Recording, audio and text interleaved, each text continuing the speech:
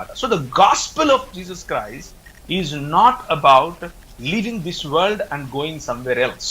ఈ ప్రపంచాన్ని విడిచి ఇంకెక్కడికో వెళ్ళటం కాదు. The gospel of Jesus Christ is about the kingdom of God coming to అస్.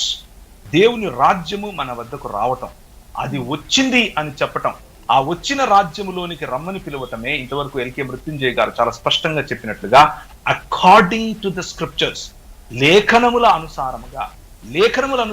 లేఖనాలంటే ఏమిటి? చాలా మంది అపోహలో లేకపోతే తప్పుడు బోధలలో పడి ఏమనుకుంటున్నారంటే లేఖనములంటే వేదాలని, లేఖనములంటే దాన్ని ఏమంటారు పరమతాల్లో ఉన్నటువంటి దాన్ని ఏమంటారు వాంగ్మయం అని, ఖురాన్ అని, ఇంకేదో లేకపోతే సైన్స్ అని అనుకుంటున్నారు.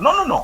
లేఖనములు అని పౌలు ప్రస్తావించినప్పుడు, లేకపోతే యేసుక్రీస్తు ప్రభు లేఖనములు విప్పి మాట్లాడినప్పుడు, all they were talking about is the old testament, పాత నిబంధనల గ్రంథములో ఉన్నటువంటిదే.